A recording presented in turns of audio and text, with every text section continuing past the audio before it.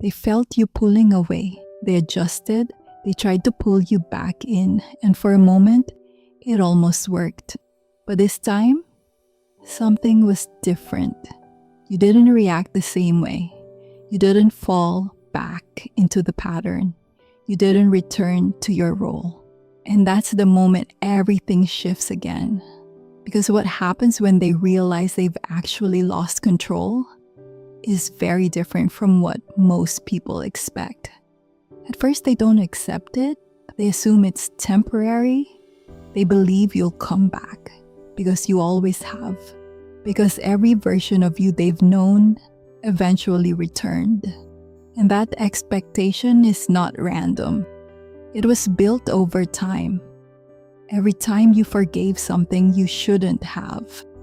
Every time you explain yourself instead of stepping back. Every time you stayed just a little longer than you wanted to. You were teaching them something, not intentionally, but consistently. You were showing them that no matter how far things went, there was always a way back. And once someone learns that pattern, they rely on it. They stop fearing the end. Because to them, the end was never permanent. It was just a phase, a pause, a temporary distance before things reset again. So when you don't come back this time, you're not just breaking contact, you're breaking expectation. And that's what creates the tension they don't know how to handle. So they wait, they hold their position, they don't fully chase yet. Not because they don't care, but because they still believe they don't have to. And this creates a strange silence, a gap, where neither of you is moving the way you used to. And inside that silence, something starts building. Because silence in this dynamic is not neutral. It's loud. It forces awareness. It removes distraction. It takes away their ability to steer the situation. And when there's no reaction to work with, they're left with something unfamiliar. Stillness. And in that stillness, their usual strategies don't apply. They can't read you the same way. They can't predict your next move. They can't guide the outcome. And that lack of direction creates pressure. Not external pressure, internal pressure, the kind that builds quietly until it demands a response. Because now, for the first time, your absence feels real, not emotional, nor reactive, but consistent. And consistency is what breaks the pattern. Because they can't argue with it, they can't manipulate it, they can't twist it into something else. It just is. You're not there, you're not responding, you're not engaging, and that's when the pressure starts, but not all at once. It builds in layers. At first, it's subtle. They might check in casually, a message that feels light, almost neutral. Hey, just checking on you. Nothing emotional, nothing intense, because they're still testing, still trying to see where you are, still hoping you'll reopen the door. But when you don't respond the way you used to, the strategy changes. And this is where most people get pulled back in, because now the energy shifts again. It becomes more intentional, more direct, more emotionally loaded. They might bring up memories, things that mattered to you, moments you shared, not randomly, but very specifically. Because they know what affects you. They don't guess what to say. They remember. They recall the exact moments that mattered to you. The exact words that once made you feel seen. The exact situations where you opened up the most. And they use that information carefully. Not all at once, not too obviously.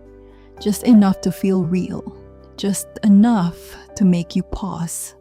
Because the goal isn't to overwhelm you, it's to reconnect you, to bring you back into an emotional state where access becomes possible again. And that's why it feels so convincing, because it's built from real moments, real emotions, real connections. just used in a different way. They know what connects, they know what softens you, and suddenly it feels real again. Familiar, emotional, like maybe this time is different. But look closer, because this isn't about connection, it's about access. They're trying to reopen a door that you quietly closed. And when that doesn't work, the intensity increases. Now the messages change. They become more frequent, more emotional, sometimes even urgent, because now they feel it, the distance, the loss, the lack of control. And here's where things take a turn, because not everyone stays in the nice version. Some shift into something else entirely. Frustration, coldness, indifference, sometimes even subtle hostility. And this is where people get confused again. Because part of you recognizes the pattern. You've seen the shifts before. You felt the cycles. You know how this usually ends. But another part of you still wants to believe this version. Still wants to believe that maybe this time is different. And that internal conflict slows you down. It makes you hesitate. It makes you question your own clarity. Because now it's not just about them anymore. It's about your interpretation, your judgment, your decision. And that hesitation is exactly where the dynamic tries to pull you back in. Because it feels like two completely different people. One trying to pull you back gently, the other pushing you away harshly. But it's not people, it's two strategies. One to regain access, the other to regain control.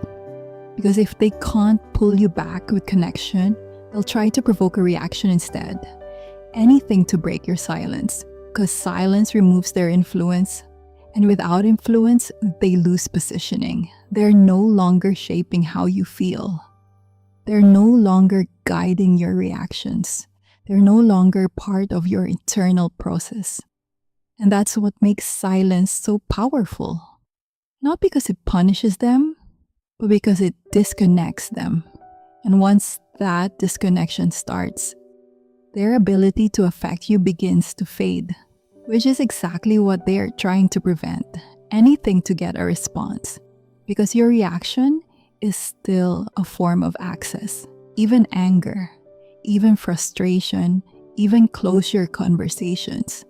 All of it keeps the dynamic alive, and they know that. So they escalate, not always dramatically, but strategically. They might say something that feels unfair, something that hits your identity, something that makes you want to defend yourself, explain yourself, correct the narrative. And this is where most people lose their progress. Not because they went back, but because they re-engaged. Because the moment you re-engage, the dynamic reactivates. And suddenly you're back inside it, trying to be understood, trying to fix something, trying to bring clarity. But clarity was never the goal, control was. And now you're back in reach, even if just emotionally. And that's enough. But if you don't engage, if you stay in that space, something deeper happens. Something they're not used to facing. Irrelevance. Because now it's not just about losing control, it's about losing significance. You're no longer reacting, no longer orbiting around them, no longer available in the way they expect. And that creates something they can't easily manage, because control can be fought. But irrelevance doesn't create drama. It doesn't create conflict. It doesn't create opportunities for reaction. It simply removes importance.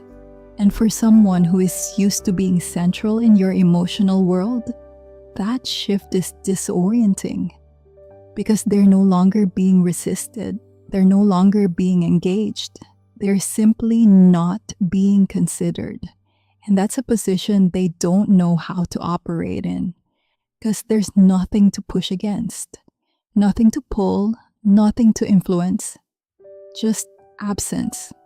And absence doesn't respond. That's something else. That's absence without reaction, distance without emotion, silence without explanation. And that's where the real shift happens. Not in what they do, but in what you no longer do. Because now you're not playing your role anymore. You're not feeding the cycle. You're not maintaining the connection they relied on. And without that, everything collapses. Not loudly, but slowly. Because there's nothing to sustain it anymore. And this is the part no one prepares you for. Because it doesn't feel dramatic. It feels quiet, final. Like something that just ends without a clear moment, without closure, without resolution. And that can feel uncomfortable. Because closure feels like control. Understanding feels like resolution. And when you don't get that, it can feel incomplete, like something was left open, something unresolved. But what you're actually experiencing is the absence of the dynamic, not the absence of meaning. You're stepping out of something that was never designed to give you clarity, only engagement. And once you recognize that, the need for explanation starts to fade, because part of you still wants meaning, still wants understanding, still wants things to make sense. But the truth is, this dynamic was never built on clarity. It was built on reaction, on access, on control. And the moment those disappear, there's nothing left to hold it together. And that's where your power actually is. Not in what you say, not in what you prove, not in how you explain yourself, but in what you no longer participate in. Because once you step out of the dynamic completely, there's nothing left for them to control, nothing left to manipulate, nothing left to pull.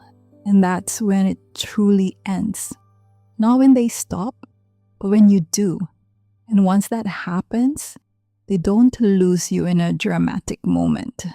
They lose you in silence, in consistency, in absence. And that's the one thing they never learned how to control.